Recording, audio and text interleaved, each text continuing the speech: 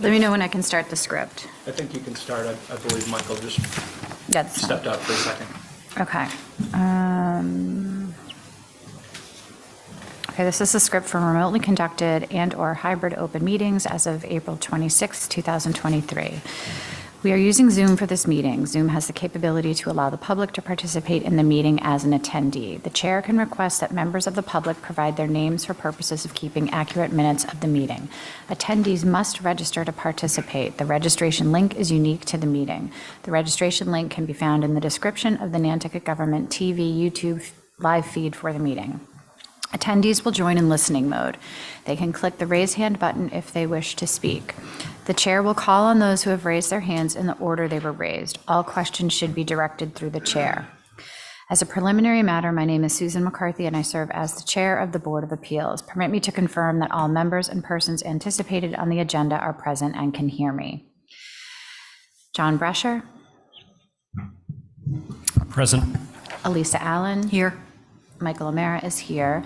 Joe Marklinger. Here.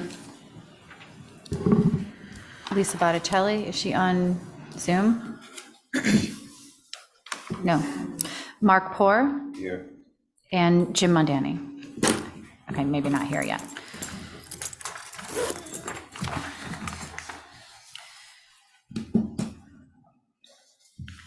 Staff, when I call your name, please respond in the affirmative. William Saad. Here. And Adrian, I don't have your last name on here. Rodriguez.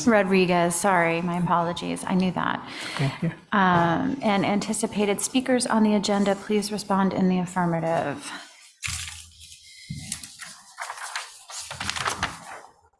Arthur Reade. Steve Cohen. Santos. And that's it. Okay, good. Here's Lisa. And here's Lisa, okay. I just texted Jim. Hey.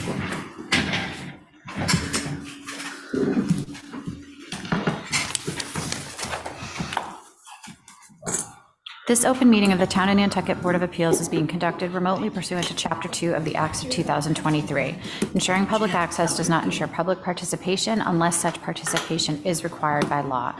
This meeting will feature public comment. For this meeting, the Board of Appeals is convening in person and by video conference via the Zoom app, as posted on the town's website identifying how the public may join. Please note that this meeting is being recorded. Some attendees are participating by video conference. Be aware that other attendees and viewers may be able to see you. Do not screen share your computer. Anything that you broadcast may be captured by the recording. All supporting materials that have been provided to members of this body are available on the town's website unless otherwise noted. The public is encouraged to follow along using the posted agenda unless noted otherwise. We are now going to turn to the first item on the agenda. Before we do so, permit me to cover some ground rules for effective and clear conduct of our business and to ensure accurate meeting minutes. I will introduce each speaker on the agenda. After they conclude their remarks, I will go down the line of members, inviting each by name to provide any comment, questions, or motions. Please hold until your name is called. Please remember to mute your phone or computer when you are not speaking, and please remember to speak clearly and in a way that helps generate accurate minutes. For any responses, please wait until I yield the floor to you and state your name before speaking. If members wish to engage in a conversation with other members, please do so through the chair, taking care to identify yourself. After the board members have spoken, I will afford public comment to those members of the public that have joined the meeting via Zoom. Members of the public who wish to speak must state their names and be acknowledged by and speak through the chair. Each vote in this meeting will be conducted by roll call vote. Okay. 1, 2, 3, 4, 5. Jim's here. What? Jim's here. No, is there no chair for Jim? Yeah, we need to slide over a little bit too.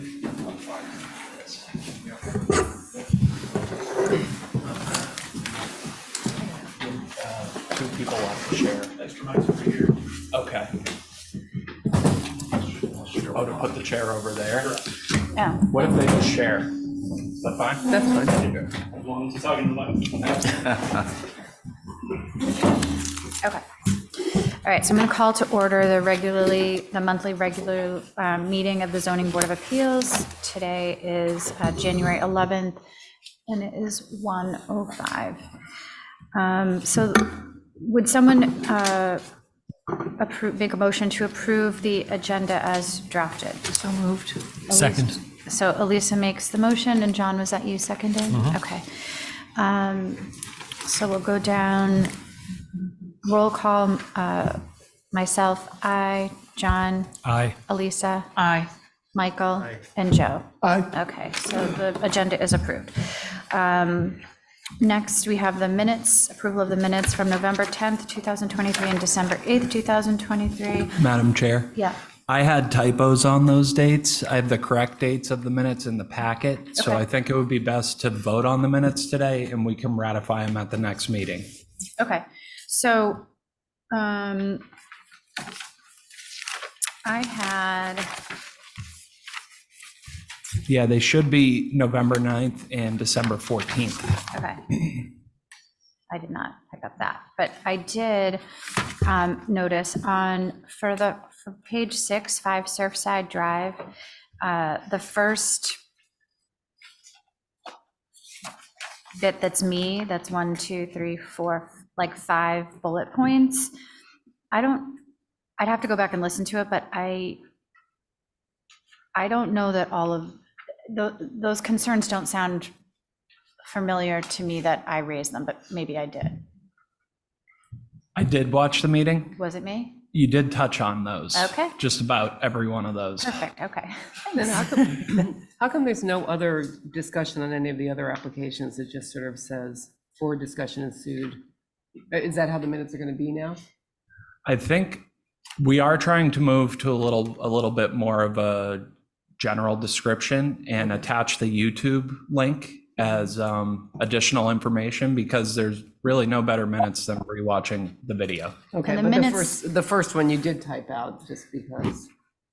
Now, Well, the minutes, so I did those minutes. So that's sort of the difference is Elena, who's the minutes taker now, she talked to me about it and I talked to Leslie about it and she was on board with having a more generalized set of minutes and attaching the video.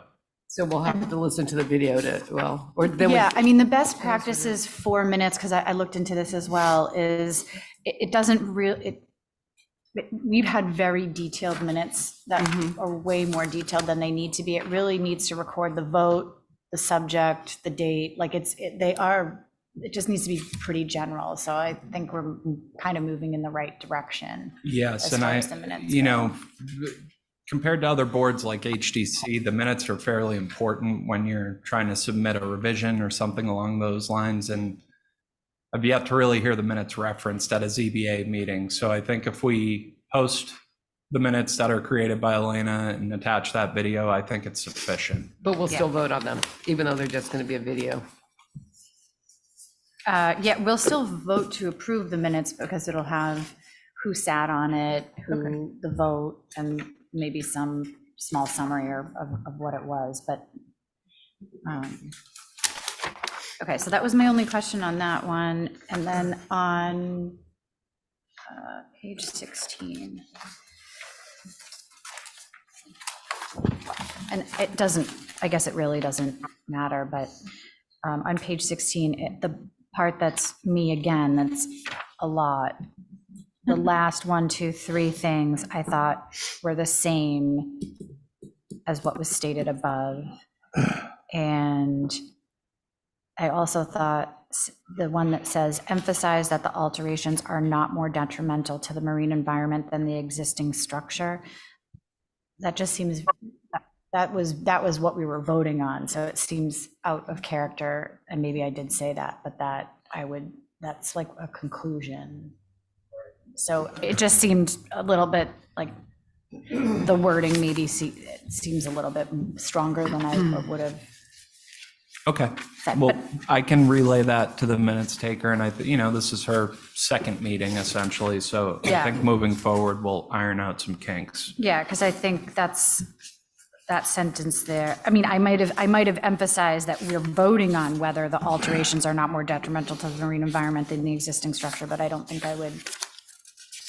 Or if I did say it, I misspoke, but it just seems like that. whatever. And again, just like the last three, I thought just repeat what was said above. But those are my only comments. Did anyone else have any typos or suggestions or anything? No. Okay, so with maybe minor tweaks, do we want to, would someone like to make a motion to approve the minutes as drafted? And then we'll, what did you say, ratify them next time? Correct. We can ratify them at the February meeting. Are you looking for a motion, Madam Chair? Yes, please. I move to approve the minutes as drafted. And Michael seconds. Okay, so going down the members, to approve, myself, I, John, Aye. Elisa, Aye. Michael, and Joe. Aye. Okay, so those minutes are approved. So our first order of old business is 0922 Harris on Weweeder LLC. John Brescher is recused. Sitting on this is myself, Elisa, Michael, Mark Poor, and it was Jeff there, and we'll ask Joe Marklinger to step in his place. Sure. This application has been put in a request for withdrawal. The question before the board is whether we want to, if we agree to this request for withdrawal, whether we let them withdraw with or without prejudice. So go ahead, Billy. I did not include in there that the applicant did indicate that they were looking to withdraw with prejudice. With prejudice? Yes, based on that application being over a year old, and there's really no resolution to it until some further steps are taken. No, it's not So even in the that packet. effectively, that means they can't come back for 2 years, is that correct? Correct. Okay. Okay. Well, if if that's what they want, unless anyone has any comments, I could look for a motion to approve or to approve their request for withdrawal with prejudice. Do they know about the 2 years? Yes. Okay. Okay, so Michael made the motion and Elisa, I heard you second it. Okay, so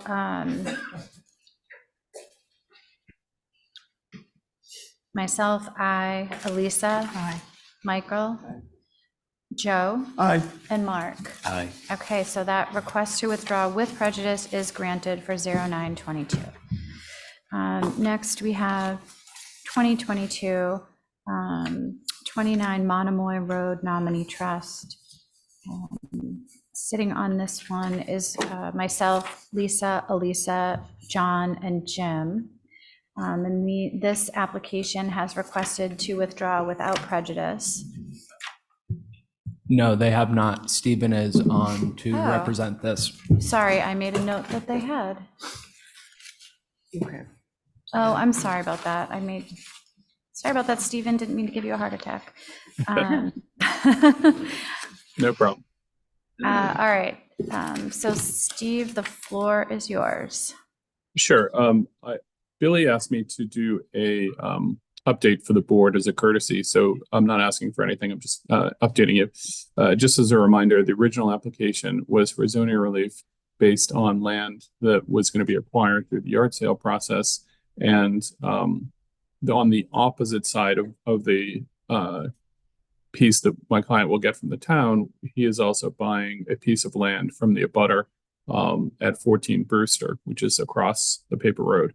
And I think the board had concerns about whether or not it wanted to do the relief based on the yard sale in the first place. And I think especially because we had not yet acquired the land from the abutter. So we made the decision to go forward with that process, regardless of whether or not the zoning board grants the relief. And we are at the land court doing a land court subdivision of that land to create the piece to be cut off to deed it over. So my intent would be to come back to the board when that's done. And since my client will now own the land on both sides of the road, that would give the board a slightly different question to answer.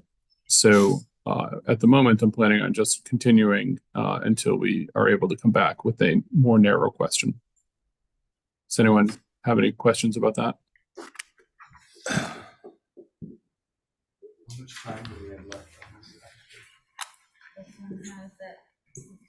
The action deadline on this one is January 31st, 2024.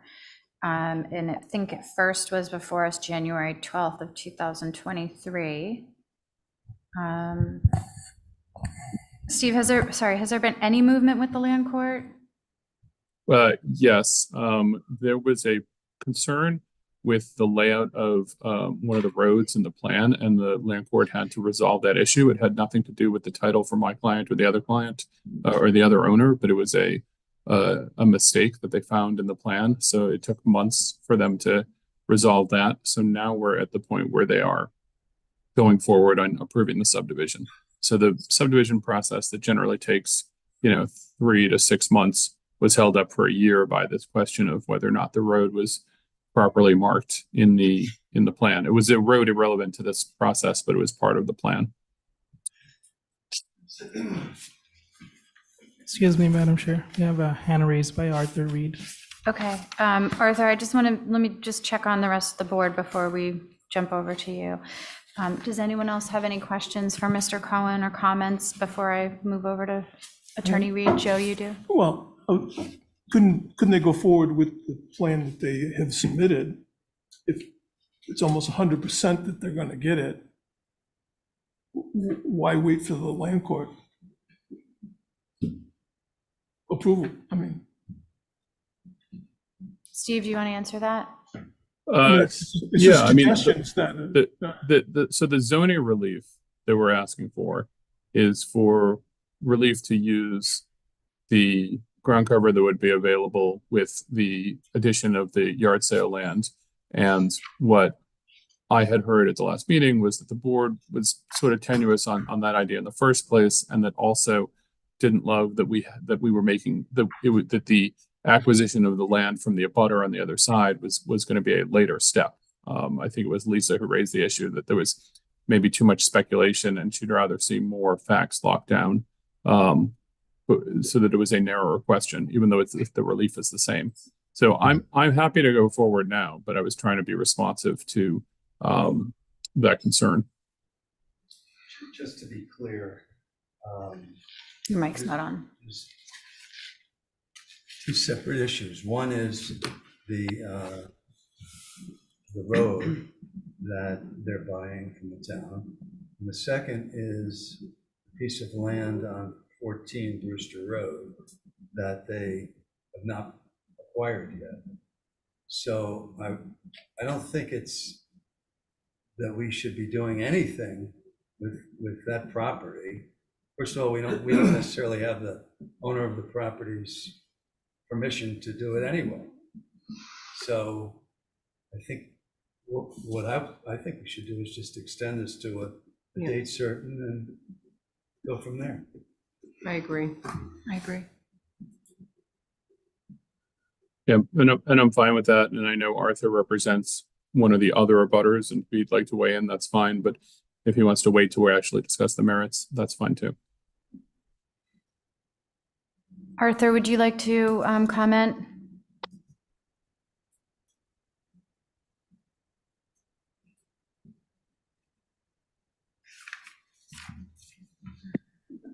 Can you hear me?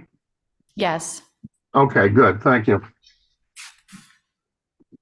I represent Joanne Bennett, a direct abutter to the property that's the subject of this application.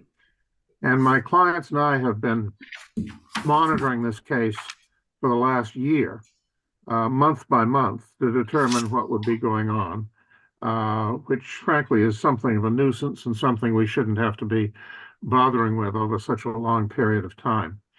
I believe I stated at the last meeting that although I didn't object to a continuance for another month, that I thought that this application should be withdrawn and should be resubmitted when the applicant is ready to proceed with it, with new notice being given to make sure that all parties who may have an interest in the matter are aware of it. For all we know, there may have been other changes in the neighborhood since then. And I would strongly recommend, as I say, that the case be withdrawn without prejudice, obviously, with the understanding that it would go forward when the applicant is actually ready to proceed with something. And with the underlying issues regarding the potential, which, again, this is all hypothetical in terms of the acquisition of the additional land. It may be that it's highly likely that it will take place, but there's a number of things that could happen that would prevent it from taking place, or would greatly defer its taking place. So I think that we should definitely ask for a withdrawal without prejudice at this time. Thank you. Thank you, Arthur. Does anyone, any other board members have any questions for Mr. Cohen or for? I'd be curious to see what Mr. Cohen has to say about how long he wants to continue this for. So Steve, do you want to address Michael's comment? Because I agree, the suggestion to continue to a date certain. So I think Arthur's point is fair enough, and perhaps, because we're going through the land court process, why don't we say the April meeting, and that should give us plenty of time to get that done. And if not, I would withdraw at that point unless there was some change of the facts. And so that should give us both some time and a date certain. And again, unless there's some imminence to it, we could withdraw at that point. Go ahead, Billy. If the board does vote to extend to a date certain, I would ask that you request that the applicant provide labels. We need to renotice this properly. It's sat dormant for almost a year now, or I believe a year. So, yeah, I think that makes sense. So either we do it through your process, Billy, and we put it to a date certain and just require re-notification, or they withdraw and and resubmit. I think given that, just from other applications we've had in the past, something to think about is the land court, there is no clear timeline. Right. So we've had people come before us that have been at land court for 2 years. I think one was over 10 years. So we just may want to consider that when we're thinking about how administratively how we want to do this. I don't think either option that is being, or either path hurts the applicant. I do think that one is more considerate to the abutters. So maybe the withdrawal is the best way to do it because it's cleaner. So I think together, can they I'm persuaded. I don't mean to cut you off, but I'm persuaded that a request for withdrawal without prejudice is probably most considerate and procedurally appropriate because of the uncertainty.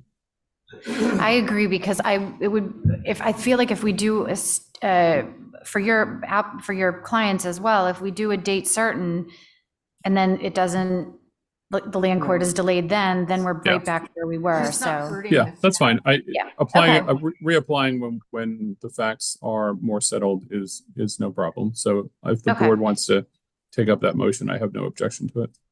So you will be able to reapply within the next 2 years. Yeah. So I just want to say that. if that's what the board wants to do, so we've talked about these two paths. So does anyone want to make a motion? That motion to allow the applicant to withdraw without prejudice. Okay, so Lisa makes the motion. And actually, Michael, you weren't, sorry. that's okay. No, it's okay. You weren't voting on this one. So I'll second it. Okay. Okay, so I'll go down the list here. So if you are in favor of allowing the applicant to withdraw without prejudice, when I call your name, say aye.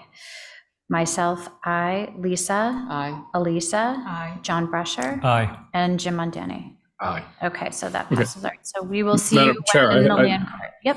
Yeah, I just have a procedural question. Do I need to submit anything on that, or is that all set? That's all set, Stephen. I will submit a form to the town clerk probably Okay. tomorrow. All right, thank you, Billy. So our next old business matter is 2023 5 Amelia Drive LLC. Attorney Arthur Reade is presenting. This is on pages 46 to 77 of the packet, plus the additional materials that Billy printed for us that should be in front of you. And sitting on this matter is myself, John Brescher, Elisa Allen, Michael O'Mara, and Joe Marklinger. And this one has an action deadline of February 21st, just FYI. So Attorney Reade, if you would like to make a presentation, you have the floor. Yes, thank you very much. In this situation, if you recall at the last meeting, we had proposed the construction of a roof over the existing patio that exists upon the property pursuant to the earlier ZBA decision back when there was a restaurant on the property. The board expressed reluctance about having that within the 10-foot front yard setback. And we continued it until this meeting in order to go back to the drawing board.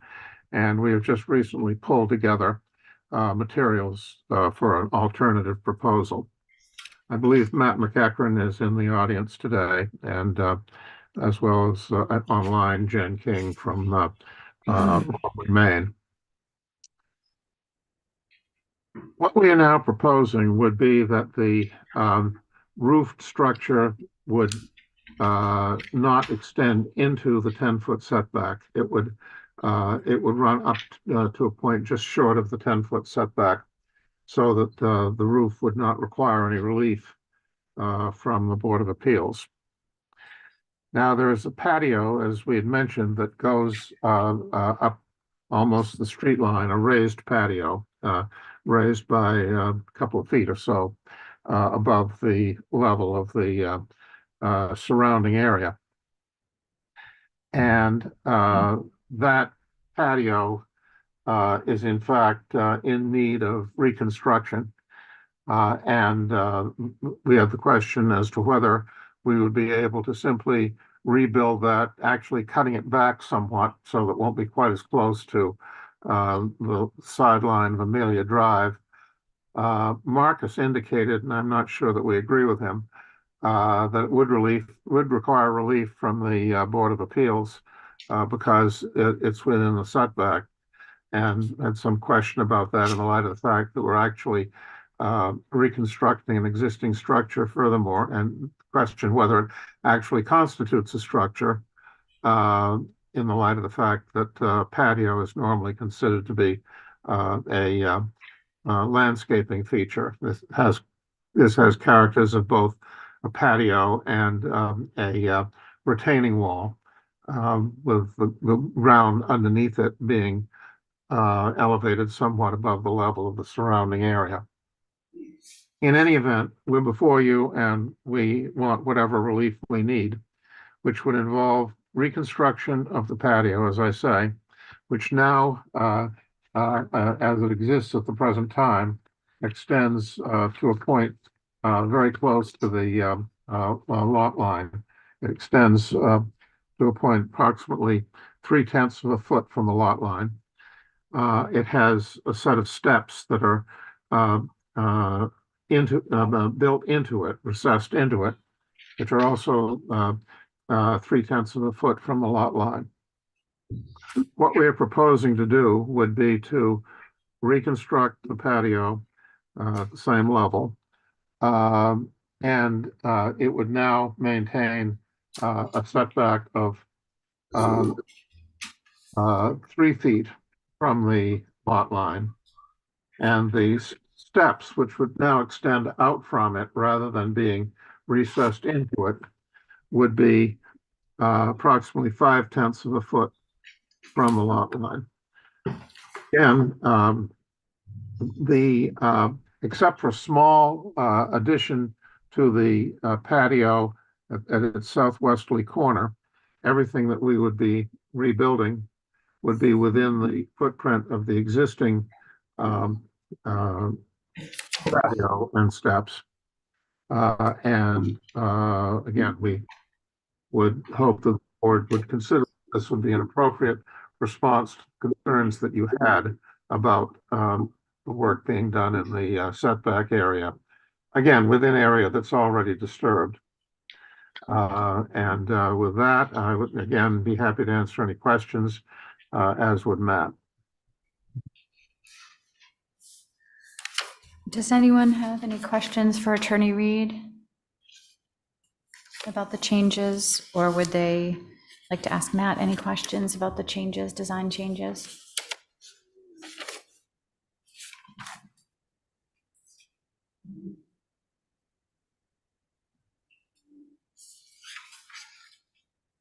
Okay.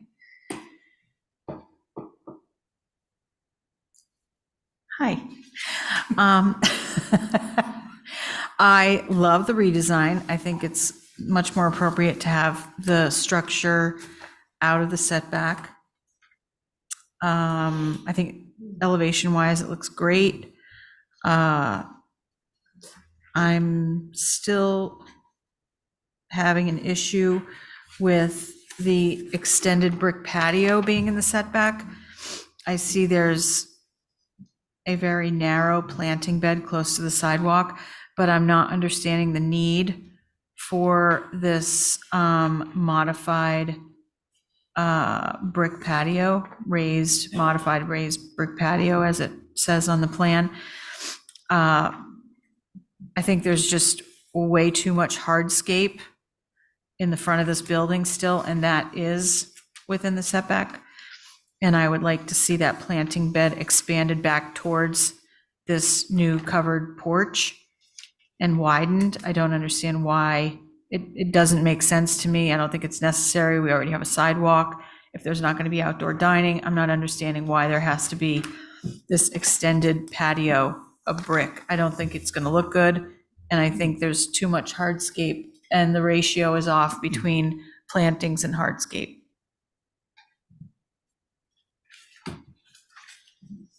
From a street Sharon, view. this already exists at the present time. It's being reconstructed, but the patio the brick patio is already there and extends farther out toward the street than is now proposed. Right, but now that the application is in to modify the entire front of the building, I don't think this extended brick patio is necessary or appropriate. I'd like the planting bed to be wider and to have more of a buffer from the street with vegetation.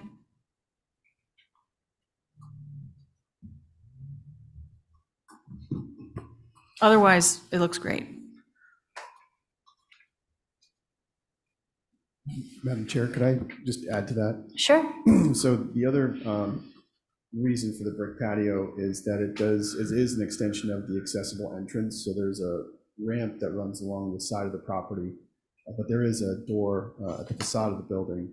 And so in some ways it's an extension of the accessible route, if you will. So just want to add that to the reason for it.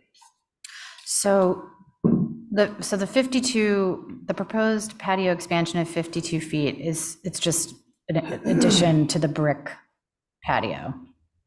Right, it's just it's a continued the same. So is that a walkway? In front of the building, yeah. So does it slope down so that it's wheelchair accessible? Can I just walk Yeah, over come on this up.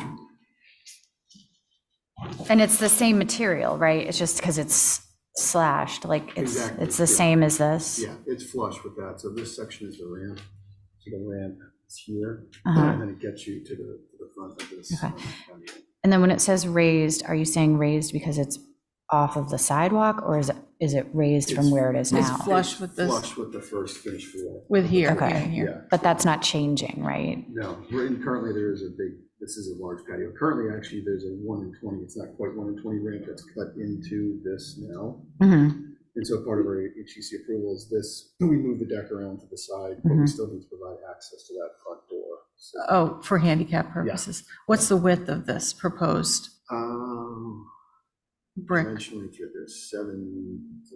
Yeah, 7.3. Is that what you need for handicap access? 5-foot turning radius, but again, because it's there, So could this planting bed be made like another foot or two deeper? we could probably shave a foot off of it. You know, Okay. Okay. Is there not existing handicap access besides that? there is existing, and it's currently cut into, I don't know if you remember, it's cut into the patio now. So there's like At that same location?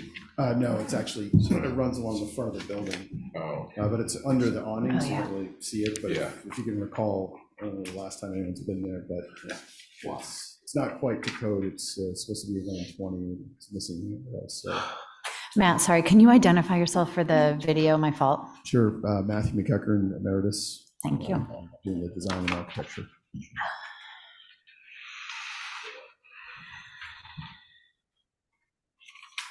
I also, just out of curiosity, and Arthur referenced it before, because it's a retaining wall and a landscape feature, I was always under the assumption that retaining walls could go up to property lines. And do they require relief? Because the question is whether or not it constitutes a structure or specifically just landscape. And I would also submit to you that the elevation of the patio is within like 24 inches. So I don't feel like it's going to be this elevated stage or platform. It's in the range of between 30 and 24 inches. So, and we did reduce the depth of it from what it is now so that we could have a 24-inch deep Planting bed. So I think that from the street, it's going to be really not very visible. The site itself has a very gentle slope from Amelia Drive to the back of the property. So at the rear entrance, the entrances are pretty close to being at grade. But because there's a slope, by the time you get to the facade, it increases to around like 24 inches. Do you But think we there's are going to be reducing it. privet in the planting bed? What are we thinking? Just curious. I'm guessing It's probably- something not so, we haven't really thought of it, honestly, but Okay. it could be, my thought that it would be enough to cover whatever exposed portion of the foundation wall that's there now. But again, because it's only like 24 to 30 inches, it's fairly minimal. So like hydrangeas would make it disappear. I think the idea, if you went with privet can get fairly tall, 5 to 6 feet, in which case you wouldn't really see the facade of the building, but we want people to see the front of the building so that it's a very welcoming entrance. Mhm. So I don't anticipate it being very super tall, enough to cover the retaining wall. Okay, thank you. Does anyone else have any questions for either Attorney Reade or?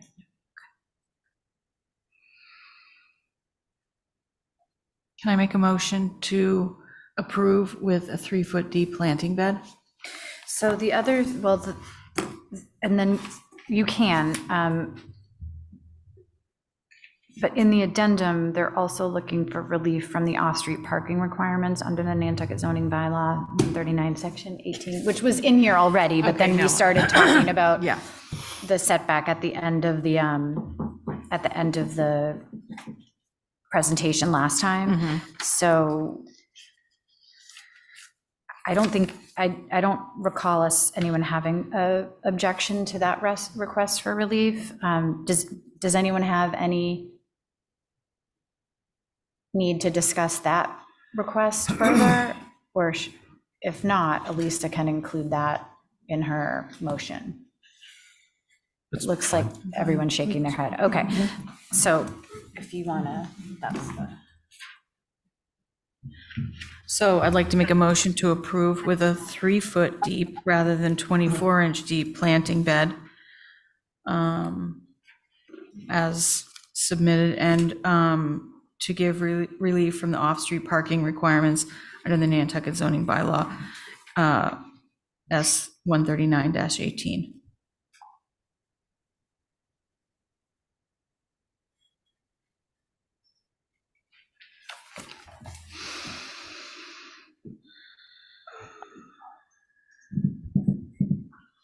Hold on one second.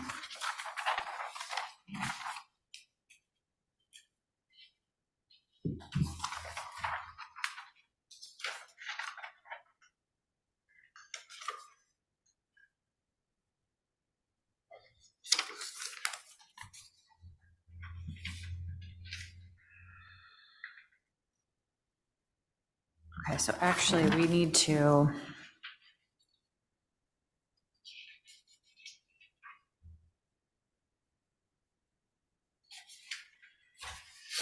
So we need to, the applicant's seeking approval to modify, right, subparagraph 5C of the decision of ZBA file 02526, which currently permits the placement of the seasonal awning over the outdoor dining area, allowing it as close as 2 feet from the front yard lot line.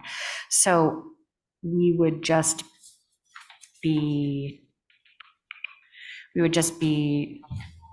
removing that condition. Correct, Billy? Because they're no longer, is that because you're no longer going to have a screened in porch, but it's out of the setback.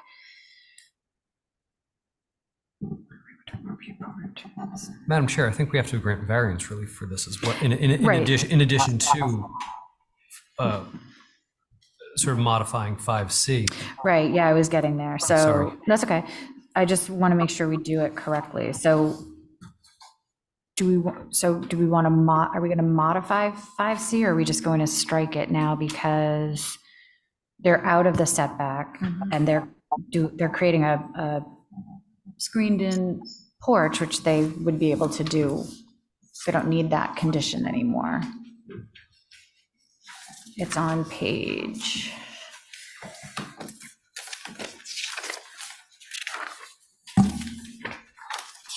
I think it's on page 53. 53, 5C.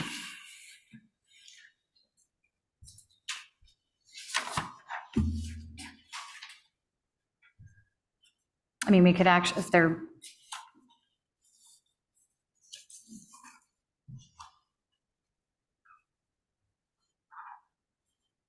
actually, those seem to be numbered wrong. It should be, the condition should be paragraph 6, but it says paragraph 5.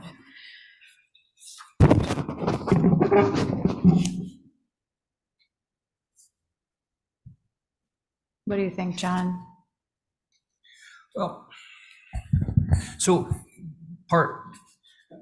the structure is now out of the setback, Right. correct? So arguably they don't need the variance anymore. I still think they need to, we still have to effectively bless the conversion of it, but I'll retract that. Maybe we don't need to grant variance relief Because they're at this point because they're removing. I technically mean, it does compliant. say they did.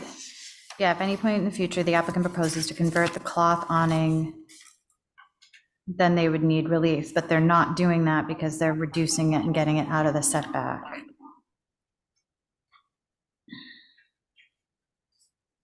So it sort of becomes a moot point. Yeah. Right. I still think that the modification is necessary, but Yeah, no, I agree. that's probably it. So we could, so the first part of it would be to grant the modification of the variance, allowing them to modify to change the temporary structure to a permanent structure. Correct. And remove and move it back. I mean, they're allowed to move it back, but less that it's moving back. But we're allowing them to change it because it says we have to. Okay. I think that's right, and unless Arthur wants to say otherwise. Arthur, are you satisfied if we take that course of action on that particular piece? Yeah, I guess so. Really no relief. I mean, the original relief for the awning within the setback is now completely out of the picture because we're not proposing to do any overhanging structure, awning or roof within the setback area. So the condition that it be only an awning and not a roof is really irrelevant because it's not being done in any area that's subject to ZBA jurisdiction. And any issue regarding the change of use of the property would be within the jurisdiction of the planning board, which has already granted the relief, rather than the ZBA, because on any commercial use, which would require special permit relief, the planning board has jurisdiction, and that's been handled. The only question, as I see it, is whether if the raised patio is indeed a structure, which again, I would strongly contend that it isn't, but again, I'm interested in getting this matter resolved rather than having a dispute about that issue. Then that being reconstructed with a small addition to it would be the only relief that we would be needing by way of variance relief from the ZBA. Does anyone feel strongly or want to take up the charge on the raised brick patio being a structure? No, doesn't look like it. Since Okay. it's access. But the question, so handicap, it's fine with me. I just think that the planting bed, if you're going to put in hydrangeas, I just think it should be a little deeper. I think he said they probably weren't going to do hydrangeas because they'd be too. No, they're not going to do privet, but they would do hydrangeas. You don't want to see the retaining wall. I don't want to see the retaining wall, and I don't want to, it just, You can put that in it's the screening, screening. We can say that. We can say screening of the retaining wall. My only question on this,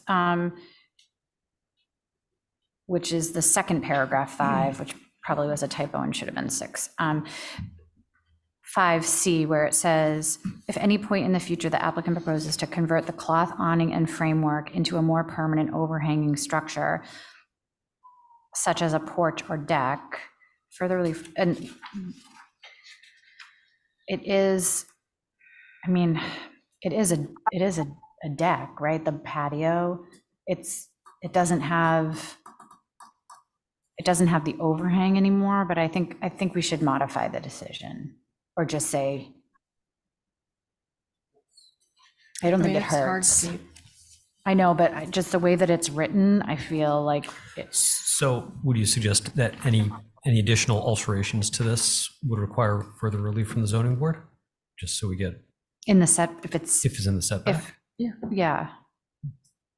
Bear in mind that any relief, the only relief that the ZBA has jurisdiction over in this matter is variance relief, because in connection with a commercial use, all special permit relief is under the jurisdiction of the planning board, which, as I mentioned, has already granted it. And by the way, that would apply to parking. You mentioned parking.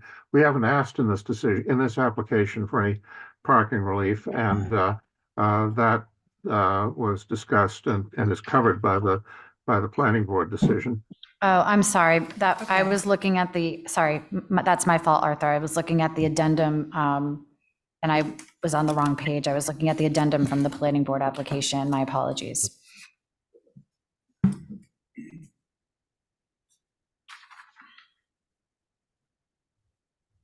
Madam Chair. Sure. I wanted to touch on this. So I wasn't able to provide a staff recommendation on this because I had posted the packet before we received the updated information. However, they are before you now because of a determination of the ZEO that the raised brick patio was more akin to a deck. So I think it would be best if you are in favor of this to bless the raised brick patio to be within the setback, but that would be it, as the overhang, the roof is no longer in the setback. So it'd just be with the brick patio, and I think tying in with the ZEO's determination that it is more similar to a deck. Because, and because it's in the setback, then we would. But that's not changing. That's always been there though, right? I mean, it's not changing. It has, but there are alterations to it. Yeah. Right, the addition of the 52 square feet. Okay, Mhm. okay. I All would right. still, because I would still like to assert my motion, then since we don't need the variance, I would just say motion to approve with a 3-foot deep planting bed.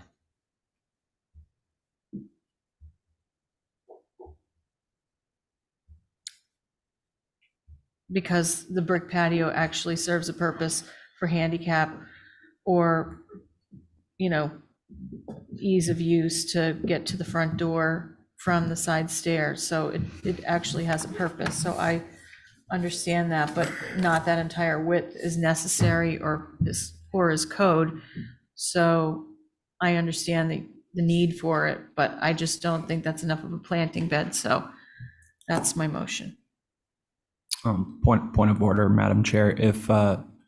If you guys are, or if the board is going to condition it that way, I would suggest that you condition the deck to be 1 foot shorter. I don't believe we can force Increase the the planting bed, applicant okay. to do anything with a planting bed. So the motion then would be to approve with that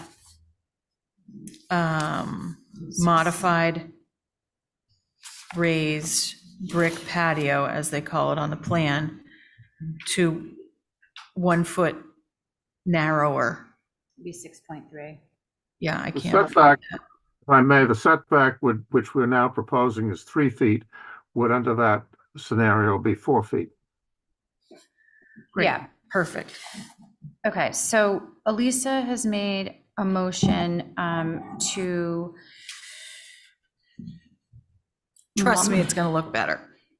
Okay, so Elisa's made a motion to approve the applicant's request to modify subparagraph 5C of ZBA file number 02526 to approve the raised brick patio as shown on the plan, with the caveat that the brick patio will be reduced in width from 7.3 to 6.3. The planting bed will increase from 3.2 feet to 4.2 feet, and we will bless the proposed patio expansion in the setback of 52 square feet.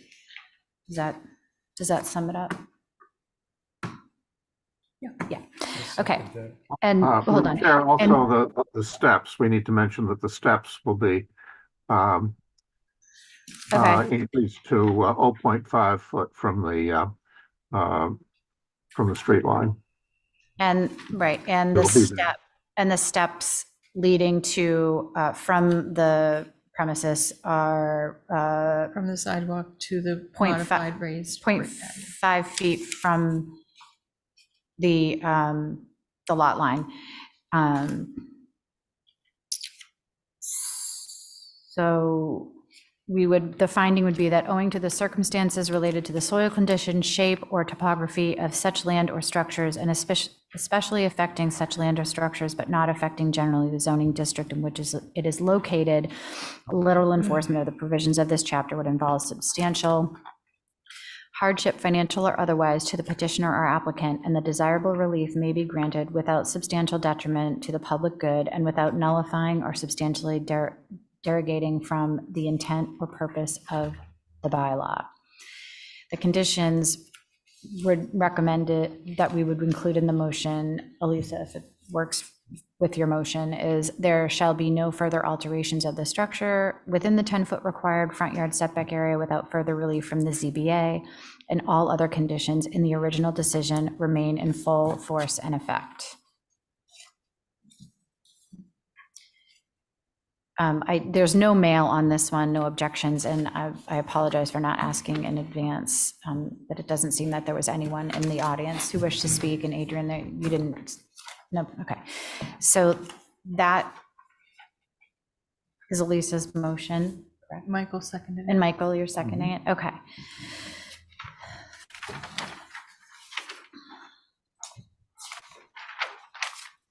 Okay, so we'll do a roll call vote to approve the relief requested as conditioned. Myself, aye. John Brescher. Aye. Elisa Allen. Aye. Michael O'Meara. Aye. And Joe Marklinger. Aye. Okay, so that request is approved. Thank you so much. Thank you very much. Yep. Okay.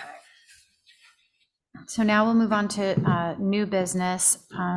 If we have 5 people on this next one, I would sit off. I don't believe I have a conflict, and I think I could, and I filed the form with Billy, but I have done some work with the applicant recently, so if there's 5 other people, it'd probably be cleaner. So that's me. In the interest of full disclosure, I've done business with the applicant in the last 3 months, but if anyone thinks that's a conflict as well, let me know, but we don't have a continued relationship. I can in the fill out- interest of staying on the safe side, I can give you a conflict of interest form if you'd like to fill that out. I'll fill it out. Fine. Okay. All right. So let's see. So for next up is 2123 Carl and Sharon Nielsen, 2 Cabot Lane, representing Steve Cohen. But before we do that, let's figure out who our board is. Myself, Joe, Michael, Elisa, and I wouldn't mind taking a break, giving one of the alternates. Okay. Let's go to other members. You're still good? Thank Okay. you. So myself, Joe, Elisa, we'll do Lisa and Jim, just going down the line. All right. Attorney Cohen for the applicant. Thank you, Mr. Chair. So this application should be relatively simple, and hopefully we can get it done quickly. What we have here is a house that is part of a condominium at 2 Cabot Lane. It is owned by Carl and Susan Nielsen, and they would like to do a very modest addition to a very modest structure. It's about 320 square feet, and they want to add about 230 square feet. I think the site plan shows a total combined ground cover of about 567 square feet, thereabout. And the applicant would propose to do no horizontal expansion within the setback, but would intends to do both a basement and a second story within the existing framework of the setback encroachments that are pre-existing non-conforming, as well as a small bump out at the front of the building that would be setback compliant. So again, the additional horizontal expansion is setback compliant, and the encroachment expansion is only vertical, both in the basement and on the second story. I know that the staff report had mentioned, excuse me, making sure that we were able to sufficiently protect the neighbors, and I think that that is something we could easily do here. I have reviewed it with the applicant's architect and engineer, and we don't see any concern here. The house itself is relatively modest. Part of it will be demolished and part of it will be supported. The foundation work would be done through use of a bobcat and as necessary by hand. There would not be any, large equipment bigger than a bobcat coming in to do that kind of work. We're certainly not digging out with an excavator or something like that. And the steel sheeting to control the foundation and to make sure that we don't need to overdig the abutters lots and to protect any kind of undermining of the abutters lots and to protect for any kind of slopping of the hole the steel sheeting would be inserted to protect for that. And then again, removed using with a vibratory hammer to minimize the impact of using that material. So I'm happy to answer any questions. Thank you. Any comments or questions from the board?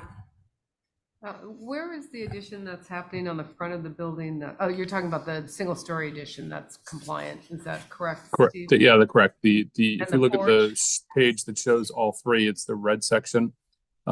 It's a living room and a porch, but it's all compliant, and it's 1 story. I got it. Okay, understood. And is the window well so that there is legal living space in the basement? Yeah, that shows it. Yeah, the window well is in the setback, but that's allowed under zoning. Yeah. Bedroom and a. Yeah. So the only request for relief is really the raising of the single-story structure to a second story and adding the dormer. And the basement and the setback. And the basement and the window well, right? Yeah. So, Not so the there's, window well. Not the Not window the Yeah, window well. well. that's correct. I would characterize it as three things. Structure. One, going down with the under the encroachment, two, going up with the encroachment, and the third one is severing the structure from the foundation temporarily to do the construction. Okay. It's interesting. I never thought that the foundation would count as expansion. Yep. Because it's below grade. Yeah, it probably doesn't, but we want to just be clear. I'm just my own edification. Okay. Lisa, I think we did that one on Kite Hill a couple of years ago. Okay. Where instead of going up, they were going down, and it was determined that it was an alteration that way. Okay. Are there any letters of opposition? I have not received anything from an abutter. And what about any methods of construction? Oh, yeah, I was going to get to that Yeah. as well, but I think Joe's got a I have a comment few- or two. Well, I have a few things. So it's going to be 518% floor area ratio more than what's existing, approximately.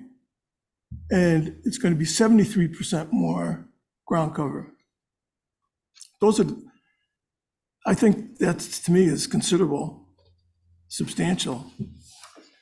And I don't, they did do sheathing in the place in the front. Oh, the other thing is, there's a foundation in the lot that was chopped off. It doesn't show up on the plans, but it's a big foundation with a cellar entrance that's only gonna be about 3 feet from the proposed window well. On this plan? There's an L-shaped, Yeah. there's an L-shaped one. That's a big block now. Yeah. Okay. Oh, it's right Yeah, here. it's big. Yeah. So those are, one of the things question I had is, how does one decide if something's available to be condominiumized? And this is already condominiumized, isn't it? Well, I know, but I'm happy to answer that question. Yeah, no, that's just something I don't know. I don't. Right. Yeah, so Joe, there's two answers. And the first one is that in certain zoning districts, it's allowed. And the second answer is that you can, if you have two pre-1972 structures, two 1972 dwellings on a single lot, they are considered to be available for conversion to a condo. Okay. Thanks. I just didn't know that. Yeah. So your concern, Joe, is even though it's just the expansion of use. There's gonna be a lot more places to sleep, more people. Cars, It's a garbage. tiny lot. I also didn't see any air conditioning, which you only have 5-foot setbacks on most of it and 2 or 3 in the back. And the air conditioning usually shows up after the building inspector's done their final inspection. So, Like the condensing units. yeah, the Yeah, outside, I yeah, would bet they'd go on either side of the window well on the in the west 5 side in the 5-foot setback. in the 5-foot setback, yeah. That's the only place. So, Yeah, Joe, it's actually shown on the plan. If you look, it's to the, it says AC, there's a little box there. Where is it? oh, I missed that. I don't see it. Stephen, where is it? It's on the page that has the red markings on it. I don't know if they're red for you. The page that shows all three site plans of the basement, the first floor, and the house. So it's not on the surveyed site plan. No.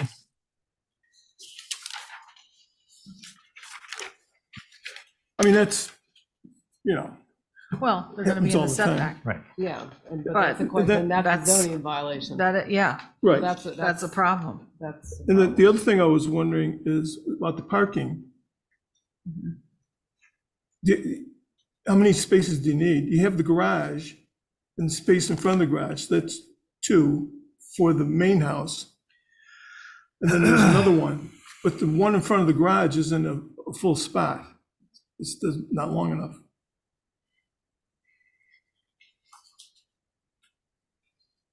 Oh, the other thing I was thinking is, do we have to ensure that the site as it is now is compliant, that it's has certificate of compliance for everything that's existing? Because number 2 doesn't look anything like the old plot plan that John Chagru did 40 years ago. So there's been a few decks, additions, stuff like that. So Right. Is that something that's supposed to happen? Or is it just like, well, that's grandfathered? It's a great point.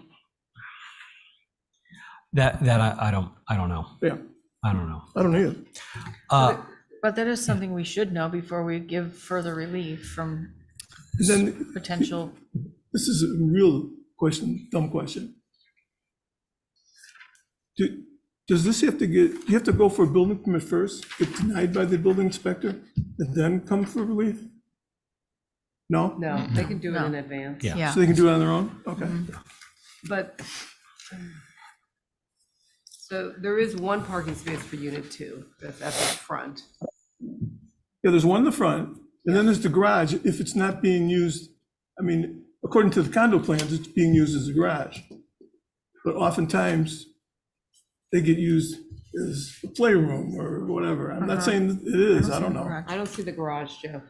There's in the condo plans, there's, there, Which page in our packet? What page you on? 107. 107.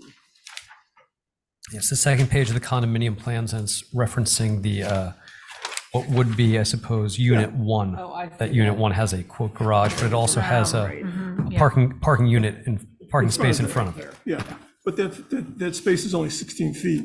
You need 19. But can they use the garage as their parking space?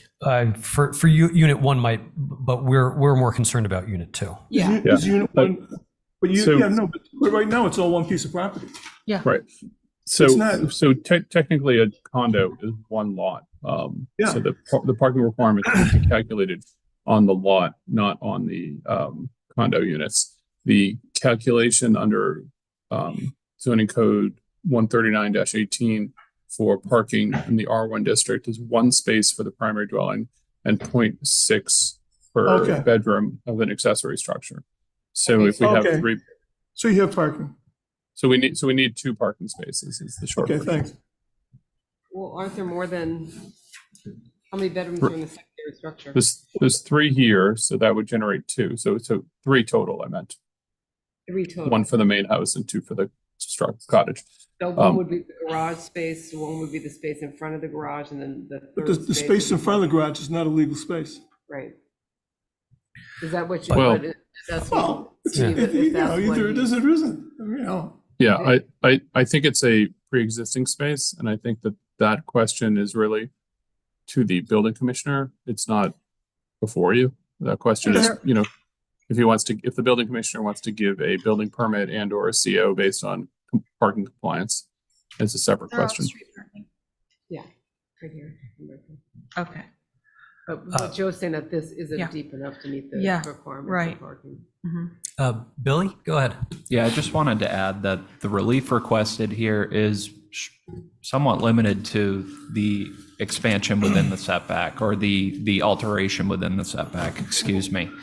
So parking isn't necessarily part of this discussion, although it's important. I will say this is really pertaining to where they're seeking relief within the setback. Yeah, and so, but I think Joe brings up a good point. Should it be part of this relief? If they don't meet the parking requirements as delineated by the zoning bylaw? Well, it technically, it doesn't have to be, but there's no reason why the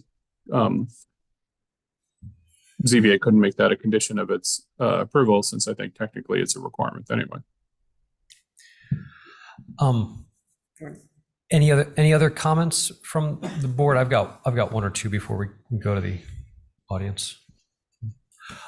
Stephen, two things on my end. One, I know that historically we do request, or the board does request, for construction methodologies, and I think this would be an appropriate project to request one.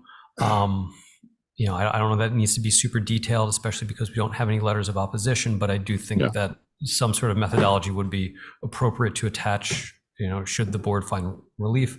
And the other is, I know this is not necessarily within our purview, but I do think it would help, just because it is one lot, although it is a condominium. I honestly did not read through the master deed or the declaration of trust, but I imagine both units technically share the ground cover. And so I'm not sure if unit one has assented to these, to eating up some of the remaining ground cover, but just sort of a, you know, see what. 25%.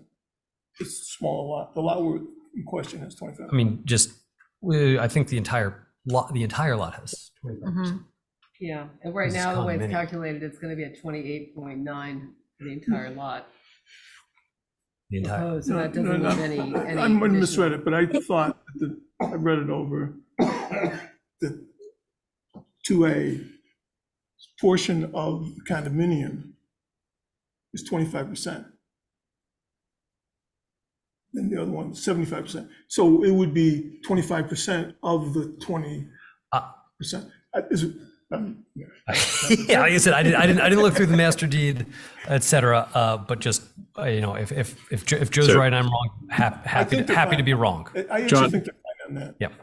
Yeah, John, if I could just respond to your points, I think obviously those are good points, and I'd be happy to, if the board was interested in making those a condition of the approval prior to the issuance of a building permit, then we submit appropriate construction methodology through staff, and then we submit an assent by the other condo owner through staff prior to the issuance of a building permit. I think those are appropriate concerns. Joe, I want to just understand your math. I look at the proposed new structure will be like, what is that, 328? 567. Okay, that's not 25% of 1336. But it doesn't have to be. 567 has to be 25% of the allowable, which is, what's the allowable ground coverage? Right, I think they're fine for ground cover because it's of the whole lot. No, I know in terms of the ground cover, they're not asking for relief on that. I'm just was questioning, I thought your point was, or somebody's point was, do they have the consent of the neighbor to use up the remaining part of the ground coverage? I thought you were saying they were 25% of the total ground coverage, meaning that they're within their rights given the condo documents. Right. Does that say 30? 30 of, but what's the lot size? Oh, we can look on the subdivision plan. So it's 2,100 square feet plus or minus.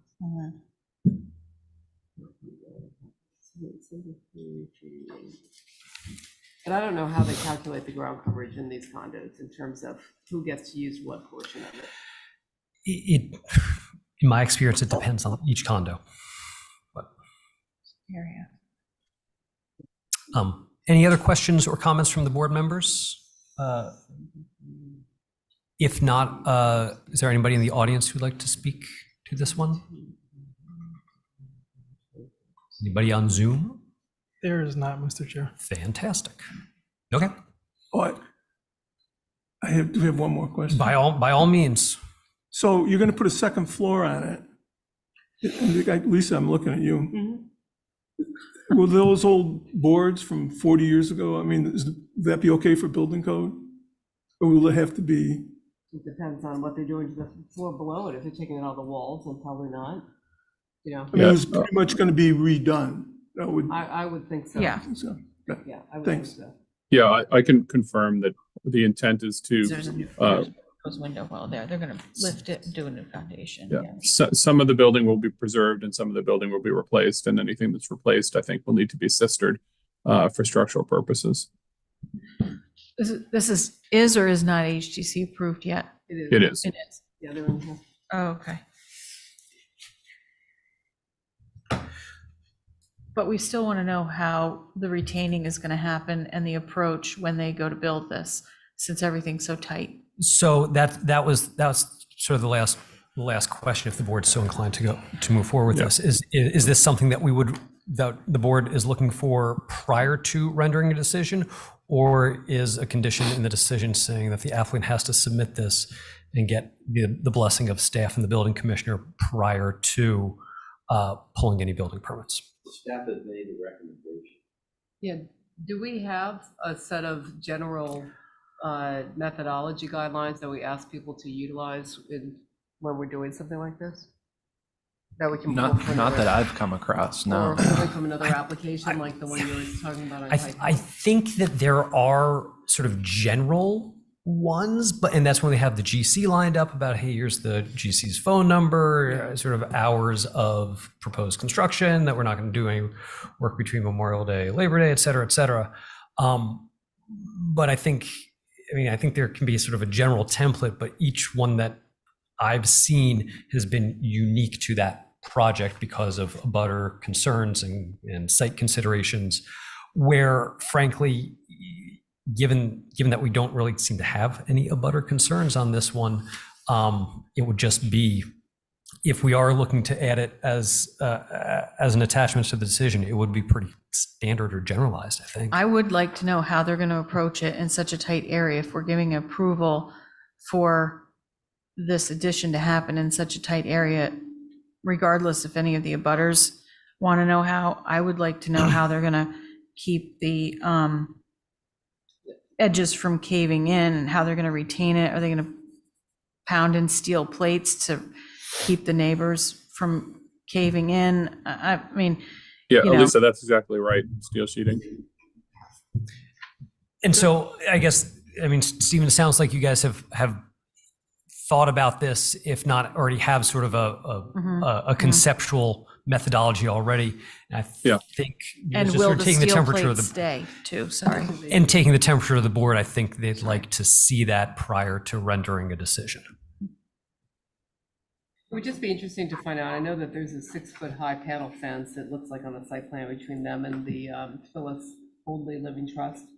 So I'm assuming that fence is going to just stay in place. They're going to put this sheathing in front of that. Just documenting things like that, I think. Yeah. Okay. I can see, sort of take the temperature on the board, and I think that there's 4 deliverables that you'd like to see for the next meeting, and I just want to confirm that I'm covering it. I think that the board wants to see some confirmation that we're going to have compliant parking at the end, which I don't think is a condition, but I think it's information you want to see, which is fine. I think the board wants to confirm that there's going to be nothing in the setback that is not requested for relief, primarily the air conditioning units. So we'll double check on that. I think the board would like to see a written protocol on protecting the abutting lots during construction and excavation, which we can pull together. And I think the board wants to make sure that the use of this ground cover is legally within the right of the applicant, which we can demonstrate either by getting an assent from the other condo unit owner, or by showing in the condo documents that we don't need that. Either, just substantiating the legal authority to claim the ground cover. So if the board could indicate to me if I'm going to come back, if those are the 4 things you'd like to see covered. Good. Yes, correct. That sounds right to us. Okay, great. Then I will. I still think it's too big. Noted. I appreciate your use of statistics, Joe. But I would note we're talking about less than 600 square feet of ground cover here. It's a very modest building. Not to argue, it's 1,700 feet of available floor area. Yeah, which right. It's super efficient. Amount of living area. Yeah, I would characterize it as extremely efficient. use of space. But anyway, I get the point. I will convene with my clients, and I'd request a continuance to the February regularly scheduled meeting. Did you want to say, Jim wants to say something? I just want clarification on the percentage and the second condo owner. It's looked at as one lot, is that right? But For zoning purposes, that's right. but the master deed or CCRs can have something between two parties that would prevent an apportionment like this. Is that right? Again, it depends on each master deed, and some say yes, there's 10% remaining ground cover. Everybody gets 5%, or somebody gets a zoning shed, somebody doesn't, etc.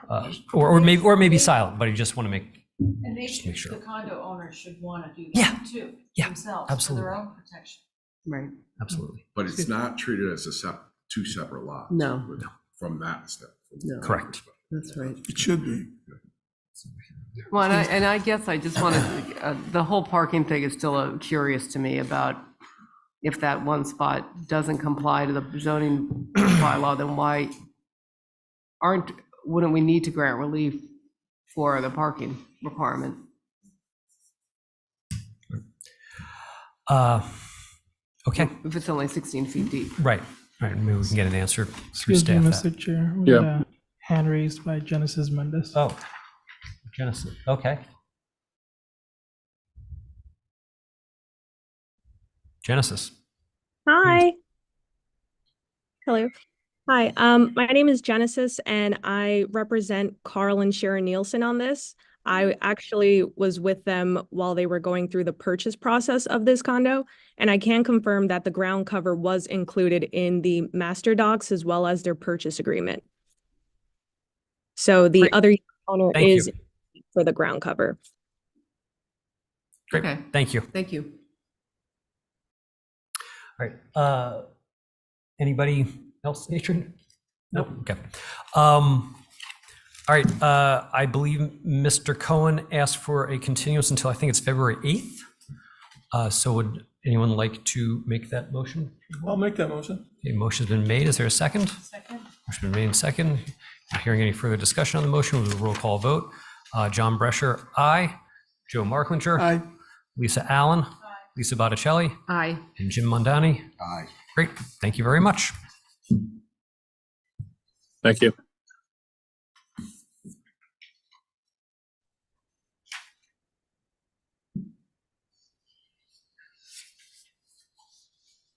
Wait, take a second.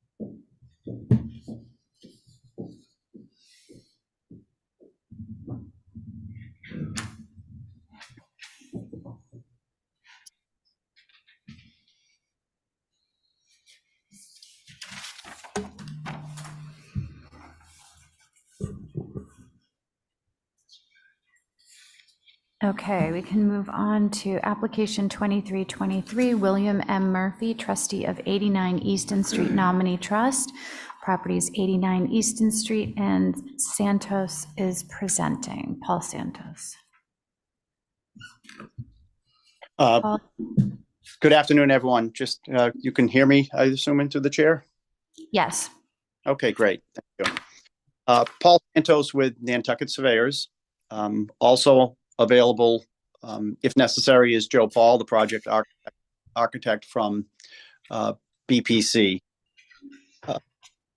On behalf of William Murphy, trustee of 89 Easton Street Nominee Trust, the property owner, we are before you tonight for the piece of property at 89 Easton Street.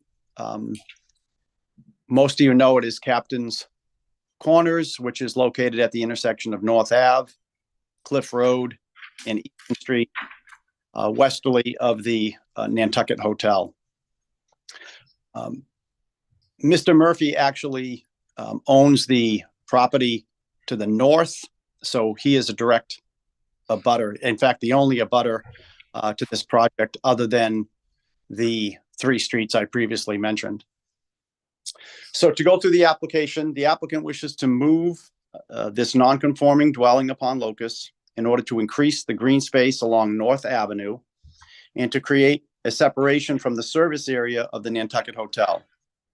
This move also achieves the minimum setback requirement for fire-rated construction code compliance. HDC approval for the move has been obtained with the condition that the height of the structure cannot be increased. The dwelling has status as a pre-existing non-conforming structure by virtue of Mass General Law, Chapter 40A, Section 7, because it has been in existence in its present location and configuration for a period in excess of 10 years. The height of the structure at present, as measured under the Nantucket zoning bylaw, is approximately 37.5 feet above average mean grade, with 30 feet being the maximum permitted under bylaw section 139, 17A. The height of the north, south, east, and west elevations all exceed 32 feet above grade, with a maximum for any one side under the bylaw being 32 feet. The result of moving the dwelling will not increase the elevation of the roof peak in accordance with the HDC approval. We have certain the elevation of the peak. Building ridge is at elevation 45.7 based on the North American of 1988. The move of the dwelling is proposed to be 30 inches to the west and 24 inches to the north, thereby increasing the setback from North Avenue from its present 0.1 feet to 2.6 feet, increasing the setback from Easton Street from the present 2.4 to 3.8 feet, and increasing the setback from Cliff Road from the present 3.6 to 2.1. And pursuant to bylaw section 139-16C3, the front yard setback of 0 feet has been designated along Cliff Road. Accordingly, the applicant requests relief by special permit under bylaw section 139-33A1 for the alteration of an existing structure by relocation upon the lot without creating any new nonconformities. I did fail to mention the property is currently located in the ROH zoning district, which requires a minimum lot size of 5,000 square feet, minimum frontage of 50 feet, front yard setback of 0, side and rear setback of 5 feet, and an allowable ground cover of 40%. Current ground cover for the property is 29.6%. The applicant, Carl Clark, is the project contractor. We do have retained a geotechnical engineer, McCardle Gannon Associates, has already conducted borings on the site and will be issuing a complete engineered shoring plan for all the work that is proposed to be done, which is raising the building, constructing a new foundation to accommodate the slight shift that we talked about. Toscana Corp is also on board with regard to the building elevation and site contracting work. We have no issues with the conditions that were provided in the staff report. The exterior construction obviously is a challenge in some of these projects downtown. We have every intention, or the timeline that we've been provided has every intention of having the house lifted, moved, and placed back down on the foundation, hopefully at the beginning or prior to the month of May. If circumstances should arise that we feel there's a delay in the schedule and that can't be accomplished by the Memorial Day weekend, the site, they'll have to adjust and see, maybe come up with a different plan or see what is entailed with regard to that component. But the intent is to have the foundation in the house moved and relocated in accordance with that deadline. what we would plan on doing is if we see, that gives us January, February, March, April, May. If we get into another month or so here and we experience some delays either through the building department or site work, and we feel that those deadlines can't be met, we will we'll adjust our schedule accordingly. That is the extent of the application. The intent here is to use this as a essentially a residence. It's not being proposed as a hotel or an inn. It'll be used similar to what the Bowman family had used it for a number of years now, is for family members and the like. Happy to answer any questions. Joe Paul is here also. He's shepherded this through the HDC and has also been the designer for everything that's brought us to you today. I'm happy to answer any questions that you may have. Okay, thank you, Paul. Does anyone have any questions? John? I don't really have a question. I don't have a problem with this application. However, after our discussion for the last application, I do think it's probably a good policy for us to require construction methodologies. I think in the interest of fairness that we should require one here as well. Yeah, I agree. That's really my only comment. I agree on the with whole John. thing. Mm-hmm. Me too. And it sounds like they already have McCardle on board to do it, so it's just a question of timing, since we'd have to wait till the February meeting and the appeal period. But so the May timing might not be might not work. It might be ambitious. Yeah. Well, we could trust them for the methodology. I mean, could they owe it to us? Well, but we didn't do that on the last one. Anytime the town has an interest in not losing a street, which has happened to properties that have been before this board, I can't remember any application in front of us that didn't have the same, But since there are no protection. issues on this, and that's all we need from them, I think it's feasible to get it into the next meeting and they can do their thing before Sounds good. Yeah. May. Yeah. Paul, does that sound like something you guys can do? Get us the construction methodology for February? I can get it to you before February, and I do have an issue. Obviously, pushing this to February, changes the whole dynamic of the project. I will say this, it's my understanding that the engineered plans are forthcoming. I could have those to you before a decision is probably even written and the appeal period is up. I will say I've worked on numerous projects downtown with McCardle Gannon in Toscana, did the White Heron Theater. I did all the work on Broad Street for 21 Broad, for Graydon House, projects of similar scope and intricacy with regard to locations with streets and abutters. So the team that's assembled this is not the first time they've done this downtown. And Joe, correct me if I'm wrong, and I'm speaking to Joe Paul.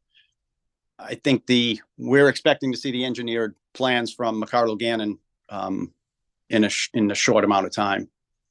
As I said, the site borings have already been conducted, and that work's already been done. Toscana is lined up. So I think, every application is different. I think this one, quite honestly, we could, if we could come out of here today with that being a condition, we're not going to get a building permit without it, without those plans in place.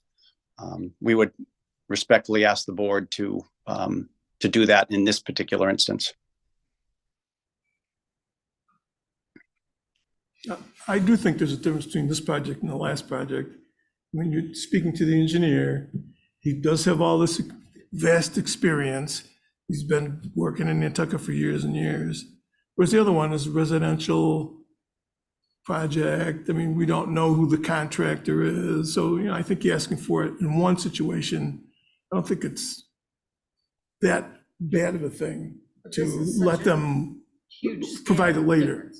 Big scale of project difference on a much more highly trafficked area. I think it's apples and oranges, but I don't think we should even compare the two for who why we should ask for one and not from the other.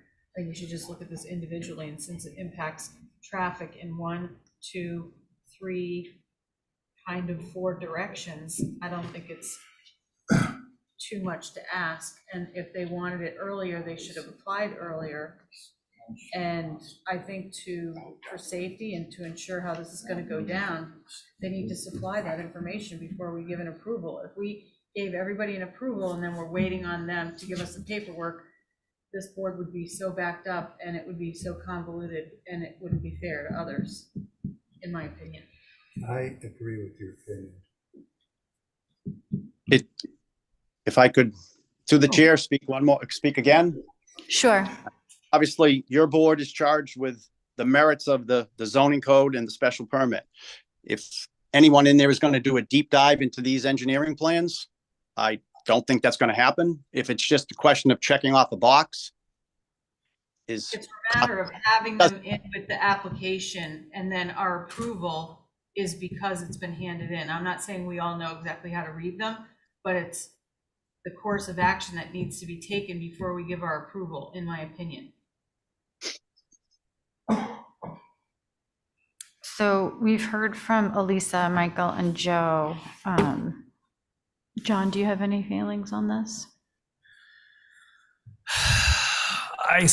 Frankly, I see both sides of it. I mean, it's not my business, I think, but I thought that May was an ambitious timeline as it is. It's neither here nor there. But it would be, again, as much as I can see the difference, I think that in the interest of fairness, we really should have all applicants have the same standards. That's And all. specifically, I didn't sit obviously on the last one and I wasn't in the room. So specifically, what are you looking for the applicant or to submit that you're requiring or you'd like to require? It was just a general construction methodology. And I think that, again, we made the distinction in the last application that there are no abutters in opposition to it. So there are no sort of specific concerns, but I do think Michael raised the point, just, hey, how are you going to shore up a shoring plan to make sure that the street isn't compromised? Who is the general contractor? When are you planning on getting the work done? I think just a very bare bones, And the retainage. simple methodology. We required this in Wisconsin Yeah. 2 months ago. Yeah. Just because everything is near a very heavily used roadway, I don't think it's out of line for us to ask how that's going to be protected and maintained. And sidewalk.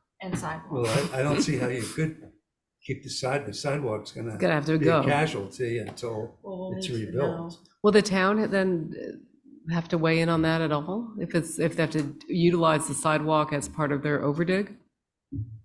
Billy, you have a... So I actually reached out to town administration about that after viewing this, and I mean, any damage to public property would be on the applicant to fix that. But they must have to get permitting to close off the sidewalk. Yeah, but I mean, I'm sure that'll take place. In terms of any damage that would happen on public property, the applicant, I mean, it would be on the applicant to repair. Understood. But just because they're going to repair it doesn't mean they can just do whatever they want. There is a process to, So, So Paul Santos, can you talk a little bit about excavation plans or shoring plans? Sure. I don't know if I'm going to convince you to see it my way, but so just this project, the excavation and shoring plans will be vetted by the building department and also the DPW. Any road closings, road openings, any permits, sidewalk permitting and stuff like that will be permitted through DPW and the select board and the town administration. It's done, like I said, we've done numerous projects here. I can say 10 years ago, when Broad Street was completely rebuilt from up and down, every one of those projects required a similar application like this. White Heron Theater, same thing. So there'll be a more in-depth review at the town administration and the DPW with regard to what's going to happen. And I would say, I've had a conversation about the sidewalk previously. The intent is that the sidewalk's probably going to be completely rebuilt at the client's expense, when the project is completed. North Avenue, there's no sidewalk. It's basically brick pavers. It's because essentially North Avenue is access to residential homes, but it's also essentially the service area for the Nantucket Hotel. There is essentially the abutter to the north is the owner of this property. He is the current owner of this property. So there's a number of qualified contractors on this island, and the team that's currently prepared to do this it's not the first one they've done. So I understand what the commission's saying. I don't necessarily agree that it's worth holding. Paul, it's Elisa Allen. I'm just going to say I have no doubt, and I'm familiar with all the contractors that are going to do the work, and I'm in the world of construction. There are no doubts. I don't want that to be misinterpreted. But especially because North Ave is a delivery street or a delivery access for the Nantucket Hotel, I just think it's best for us to have on record what those contractors' method of retaining along the public accesses is going to be. Well, and there's also residential up on North Avenue, up on the left, that accesses a couple houses. And what precautions are going to be in place in case the foundation doesn't go in before the summer and the building's left in the air? Oh, good point.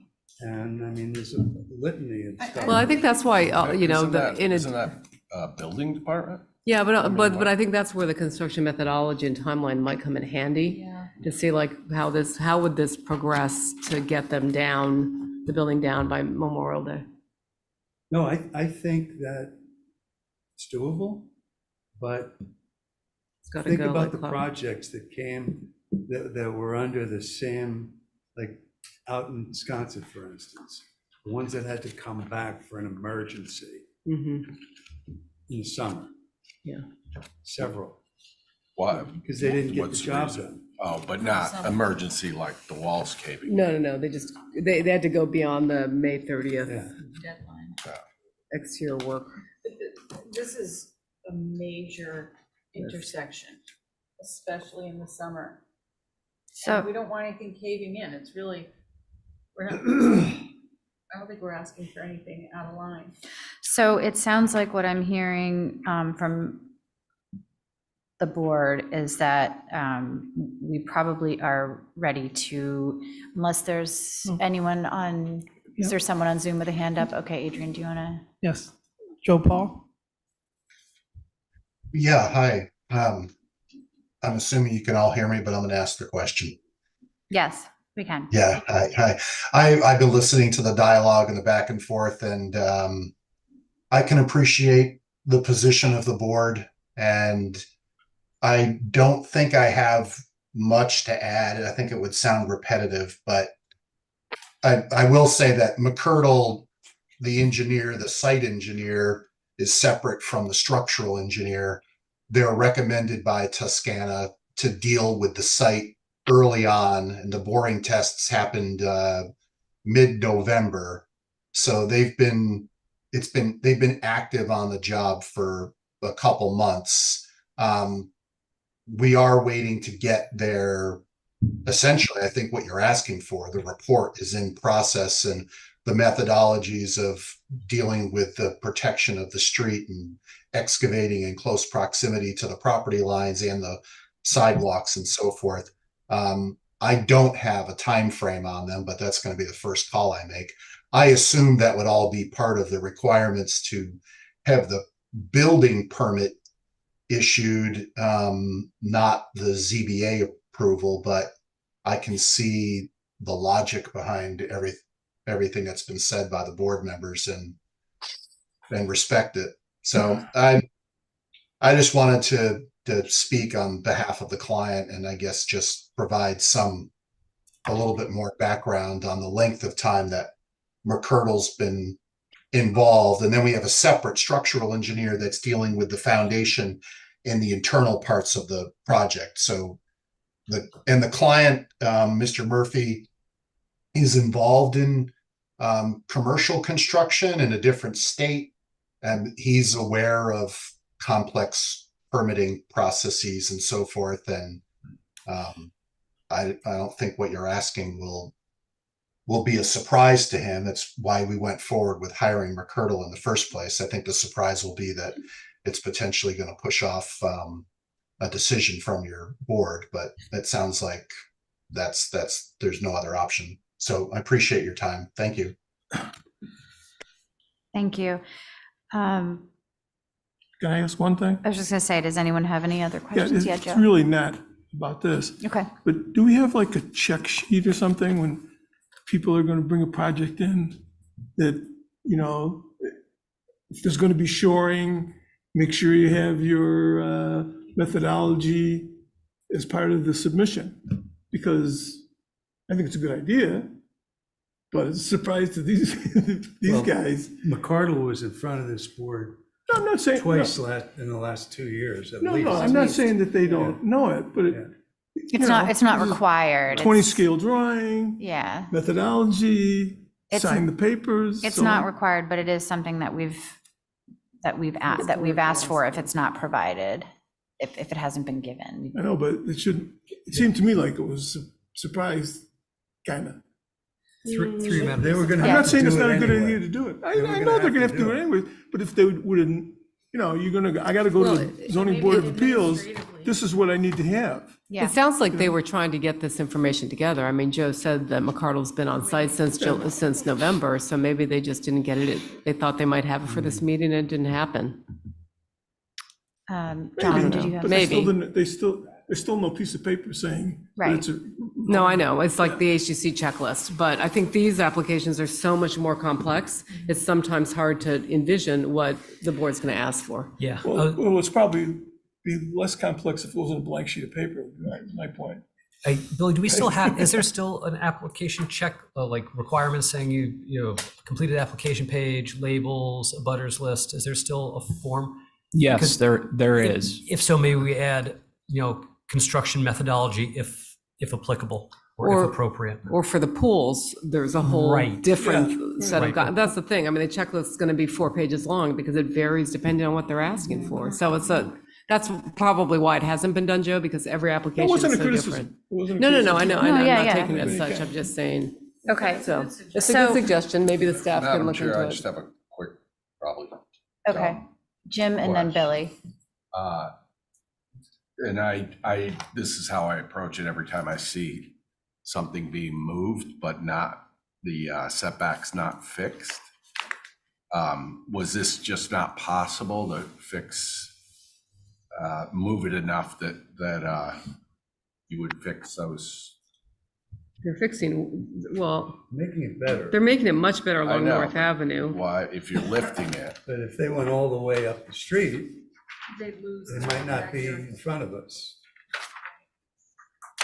Yeah, I mean, they Yeah. could move it completely and comply, and then they wouldn't even be here. I'm just, again, I'm just curious why we're going through this moving it just a small amount. Because they'd have to move it back quite a bit more. Well, part of the steps could be in the setback, but Madam Chair, Joe Paul raised his hand again. Joe Paul? Yeah, hi, I just figured I'd answer that question. Thank you.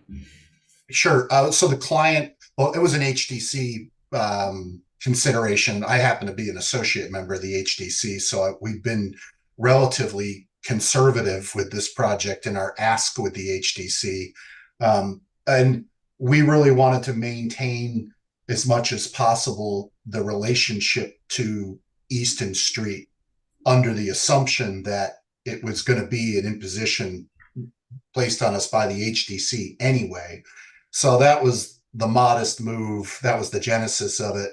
And the client was essentially looking to get a landscape buffer along there without compromising the Cliff Road side, which really is open to the public as you walk up and down that street, and to slide it closer to Cliff or even back towards north would have changed the streetscape too much. And the other factor is that the client has filed with the federal government and will be filing with the state for historic tax credits, and we're working with a historic tax credit consultant, Epsilon Associates, and they're aware of the move and the modest move. At least the consultant has. They haven't weighed in on it, but we wanted to make sure that whatever we were applying for relative to tax credits was sensitive. So we thought that we would do the modest move and come before the ZBA versus trying to make a dramatic move and eliminate the need to be before you. That's it. Okay, thank you. So if there are no other comments, it seems like we've gone over this a few times, and it seems like we're ready for a motion to be made.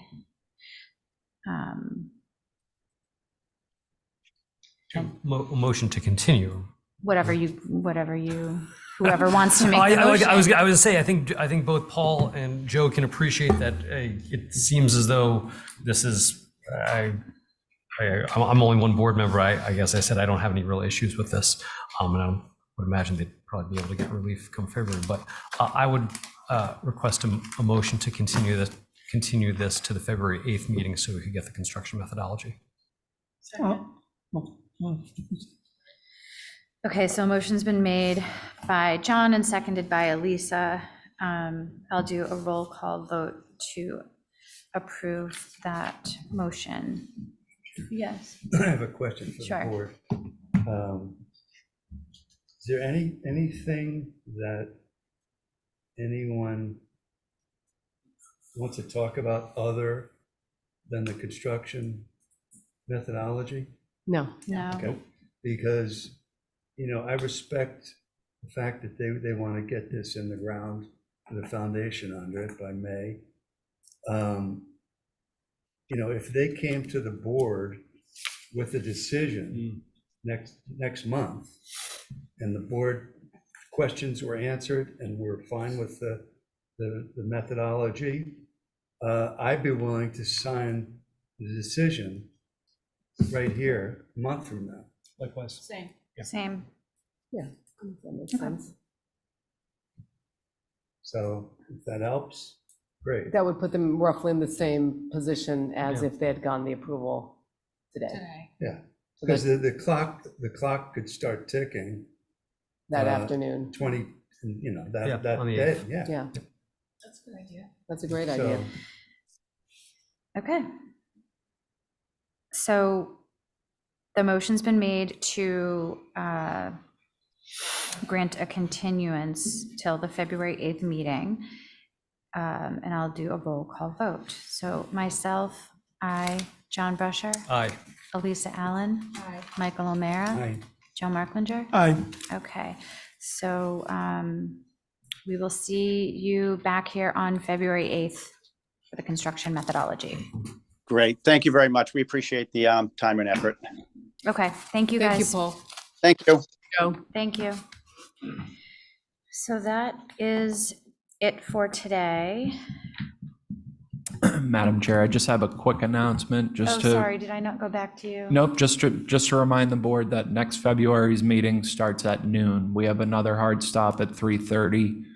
Planning board has meetings every Thursday from now through mid-February, and I am part of that staff now. Would you do me a favor and email us that? Yes. Thank you. Because I will definitely We'll forget. be on Zoom next month, is that correct? All of us will be on Zoom? No, the Zoom is an option for every meeting. Michael, I believe, will be attending through Zoom. Okay, so next month, 12 o'clock. Okay. How can you sign the? I can give authority to anyone to sign it, All right. and we only need 3 signatures. It would be nice if it got emailed ahead of time. Yeah, oh yeah, that's what I'm.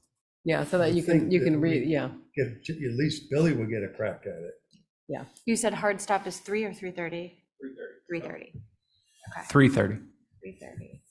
Okay. Okay. All right, so does someone want to make a motion to adjourn? So moved. All right, John makes a motion. Anyone to second? Elisa seconds. Okay, all those in favor say aye. Aye. Aye, okay. See you guys next month.